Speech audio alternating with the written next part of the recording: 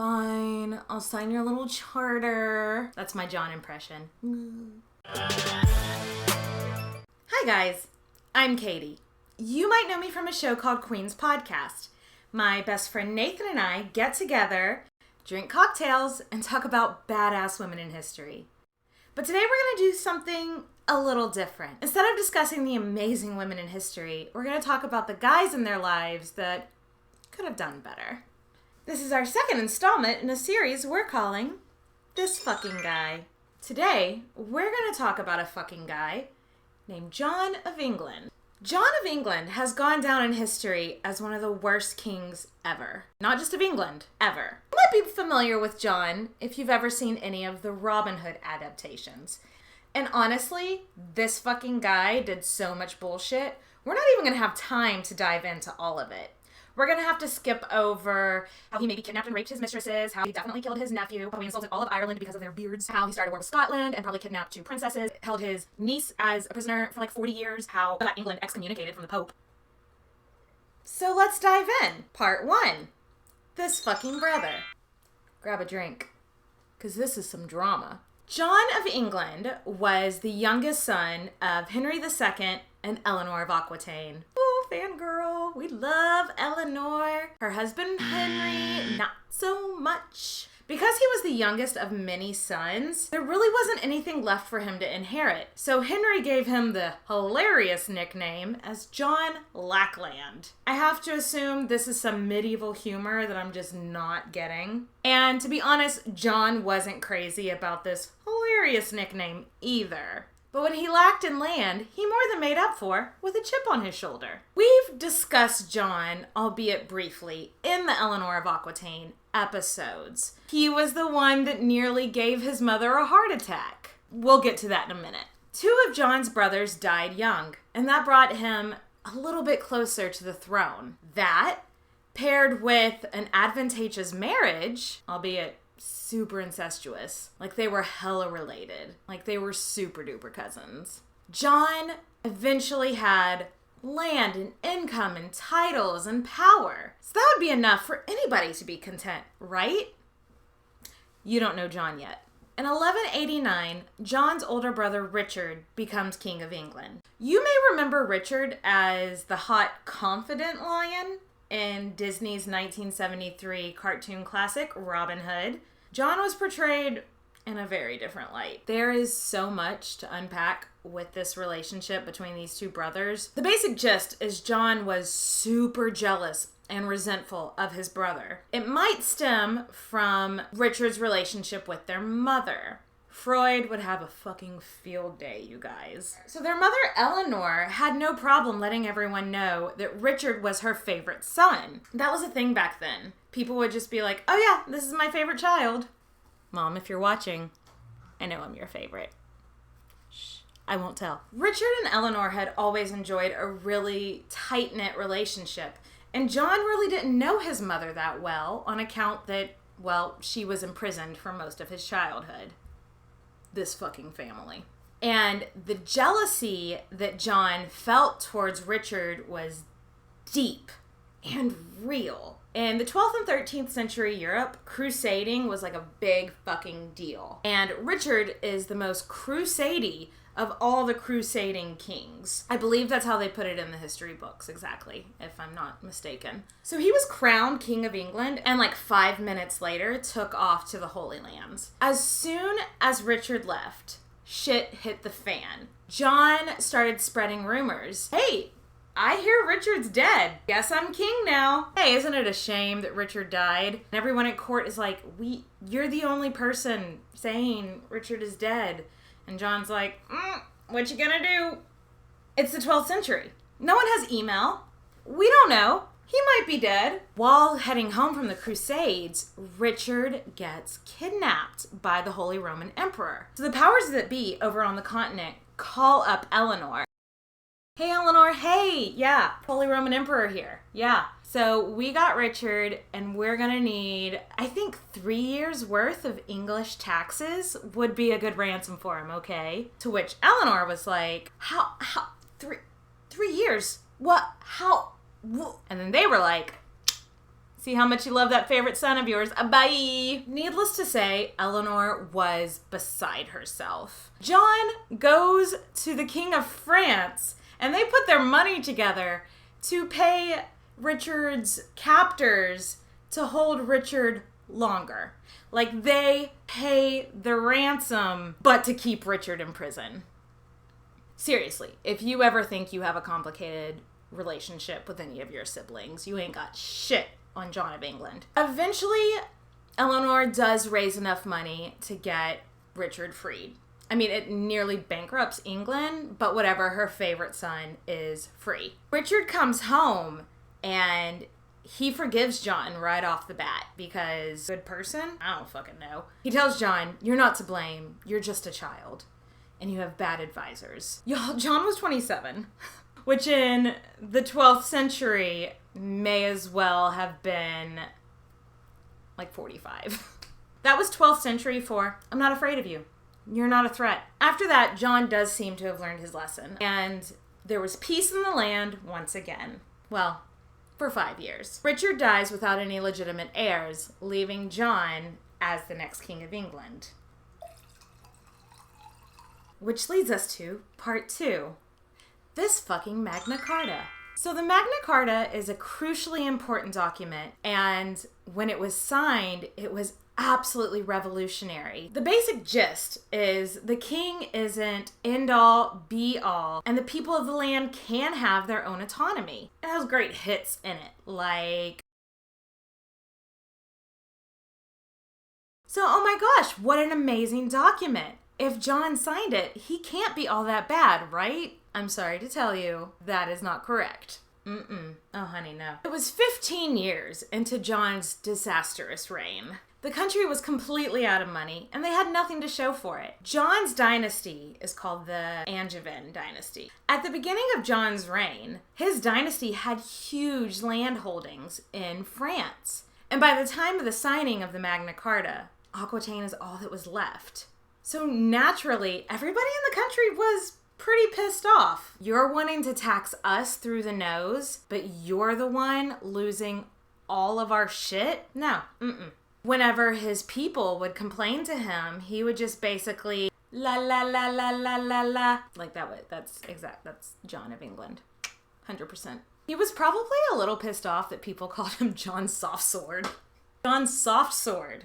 It's a dick joke. And it's also because he loses a lot of battles. Get soft sword. Get it? I'm glad we're all on the same page. Things are getting so bad with John that the wealthy landholders in England, aka the barons, come together. All right, we have to do something about this. John, we've written this document. We need you to sign it saying that you're going to give us some rights. And if you don't sign it, we're going to call the French king in and ask him to come be our king instead. So in 1215, John was like, fine, I'll sign your little charter. That's my John impression. Honestly, this could have really helped his reputation. But what did John do? He had his fingers crossed behind his back. JK, immediately after pretending to agree to the Magna Carta, John started a civil war with his barons. So of course, they call the French and they're like, hey, you want to come be king? And the French are like, oui, oui. I think that's direct quote. Again, you can look it up. Things ultimately went poorly for John. He lost all of the crown jewels in quicksand? I can't be right. Quicksand. What? And then a few months into fighting, he died of dysentery.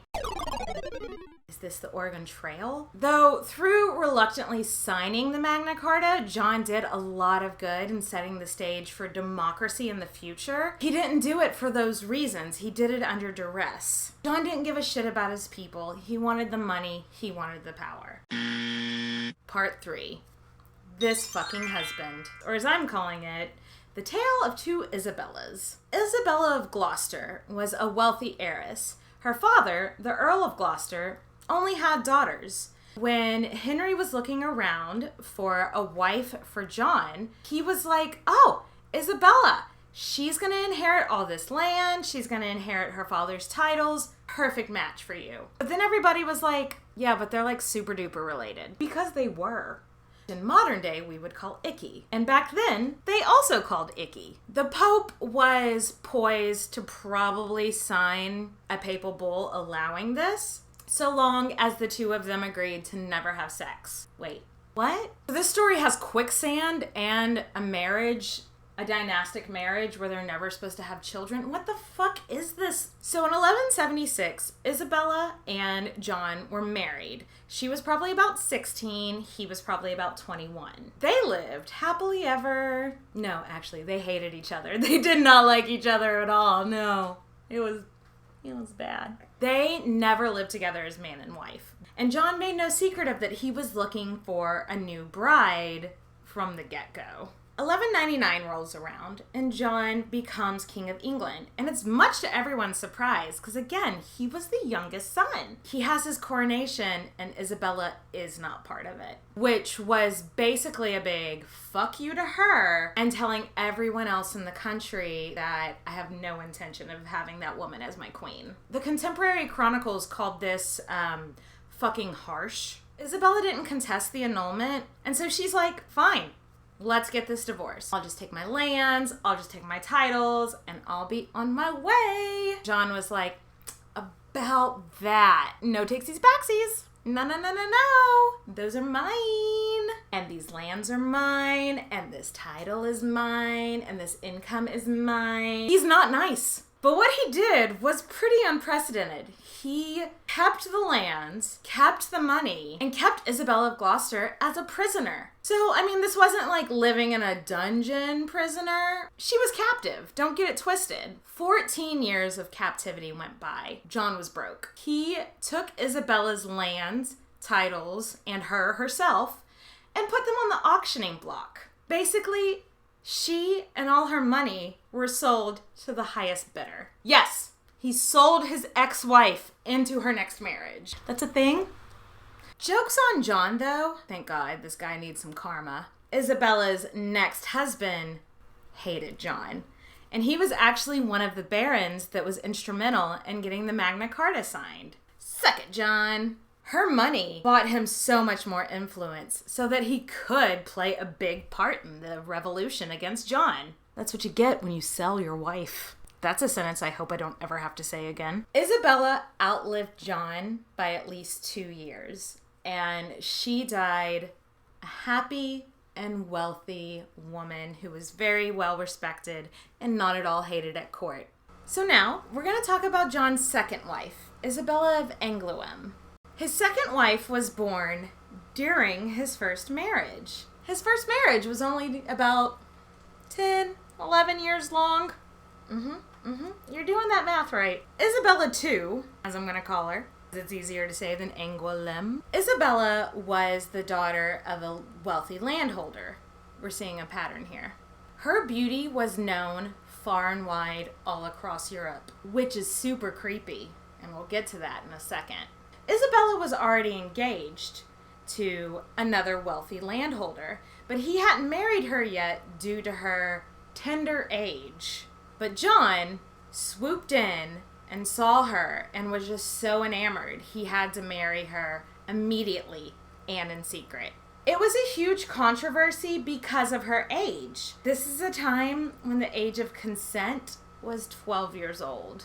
So yeah, she was 12 at best. She may have been younger, so some people think that she may have been 10. Jeez. King or no king, all around, this was considered a dick move for several reasons. One, the whole age thing. Two, she already had a fiancé who was a powerful French lord. Basically, England went to war with France over his marriage. Historians look back and call Isabella the Helen of medieval times. Isabella becomes one of the most detested women of this whole century in Europe. See, John's whole underhandedness thing with the marriage didn't just affect him and Isabella and her fiancé. It set off just a chain of battles with France and England. The English citizens just were like, wait.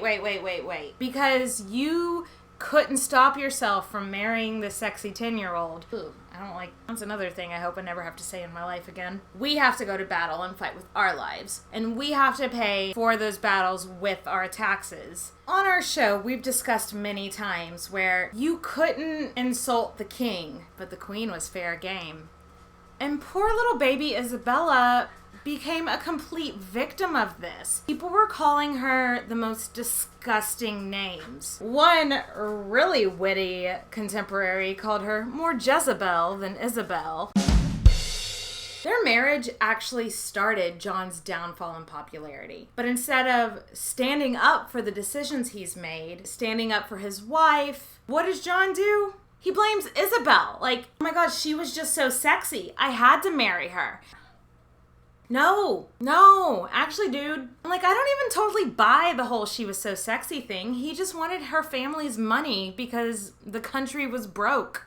Either way, all of John's problems, he deflected and they fell squarely onto Isabella's shoulders, which is incredibly unfair. I can't imagine a whole country blaming me because they can't blame your incompetent husband. John using Isabella as a scapegoat wasn't his only mistreatment of her. It was customary for queens at the time to have like their own land, so they had their own money to pay their own household, and John just never entrusted Isabella with that. And when he was off fighting wars with France, he left Isabella once with one of his mistresses and the other time with his ex-wife. The Isabella's meet. I don't know, that sounds fucking awkward to me. The two of them had a very tumultuous marriage.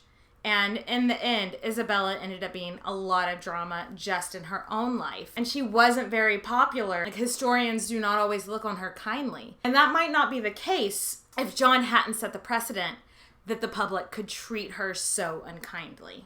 That's all I can take today about John of England. This fucking guy. Ugh. What do y'all want to hear about next? I don't even know. There's so many fucking guys. Comment below and make sure you subscribe to the channel. And if you're not listening to our podcast, season 4 starts on September 10th. All right, bye guys. Cheers.